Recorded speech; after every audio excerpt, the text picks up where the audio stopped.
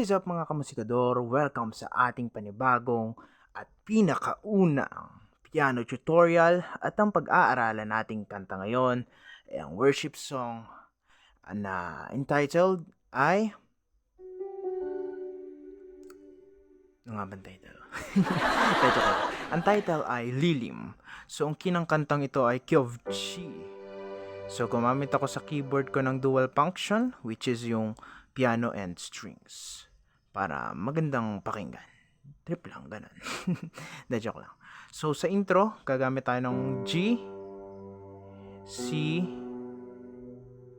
B minor, C, tsaka D. So, ganito yung pinaka niya. Sa right hand ay F sharp, G, D. F sharp, G, D.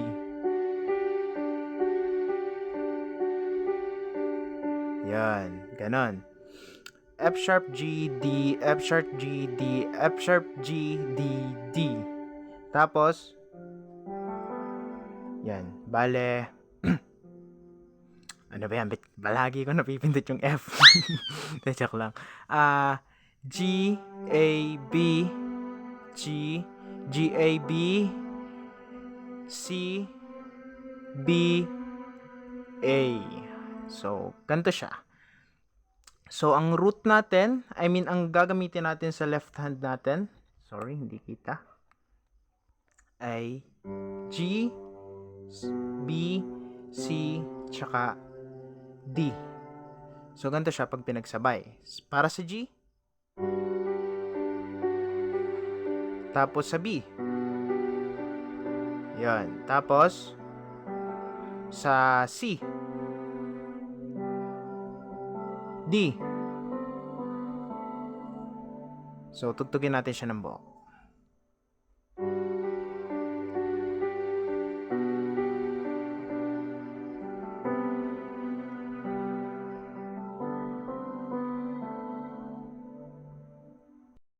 So, pupunta na tayo sa ating second part which is yung first verse. So, ang kinangkantang ton ay G. So, family chords lang ng G, magagamit siya. So, G major, A minor, B minor, C major, D major, E minor, tsaka itong, wait lang. Yan, itong, G sharp diminish, pero hindi naman siya magagamit doon. So, first verse, ang chords na magagamit natin ay G. Tapos, B minor. Tapos, C major, tsaka D. So, hindi ko siya makakanta kasi makaka-copyright tayo. So, sasabihin ko na lang yung mismong lyrics. Panginoon,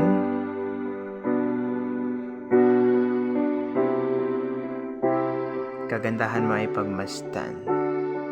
Tapos, G ulit. B minor. C. Tapos, sa akin, kailan may di pababayaan, D.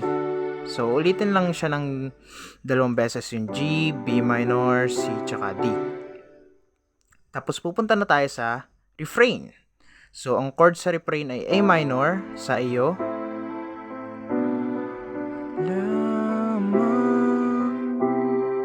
C lang yan.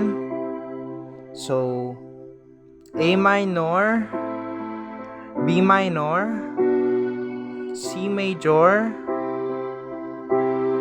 tapos B sa left, tapos A minor ulit,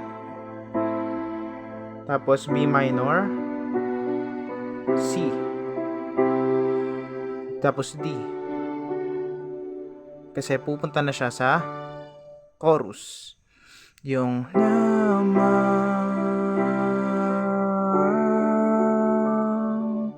so, chorus. B minor ulit. Parehas lang siya ng pattern ng sa verse. So, G, natili sa'yo.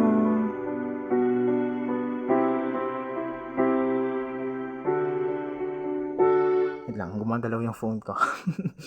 Yan.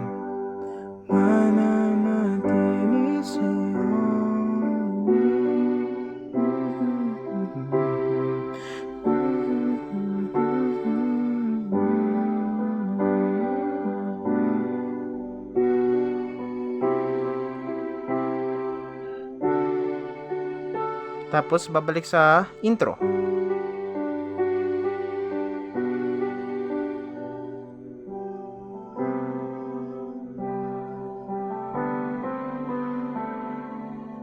Tapos verse ulit, ganun pa rin yung pattern. So G, B minor, C, tsaka D.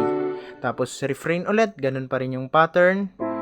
A minor, B minor, C, D. Tapos chorus, ganun pa rin. G, B minor, C, and D. Tapos ngayon pupunta tayo sa bridge. Ang pattern nito ay katulad pa rin ng sa refrain. So, paikot-ikot lang yan. So, ganito siya. Ang papuri ko ay tanging sa'yo, sa'yo lamang inialay.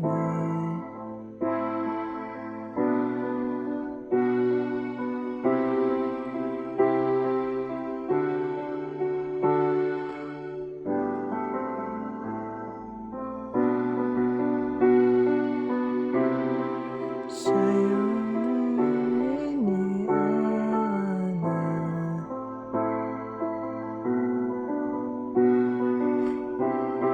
Sa'yo magpakailanman. Tapos chorus. Last chorus.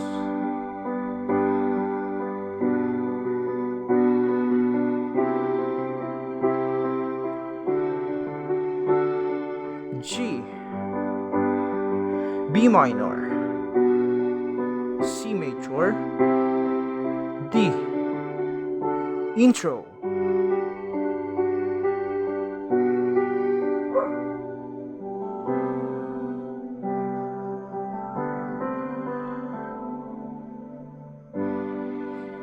So yun, ganun lang naman yung way ko ng pagtugtog ng kantang Lilim sa key of G. So, thank you sa panonood at kita-kita tayong muli sa aking next sa aking next content. Thank you.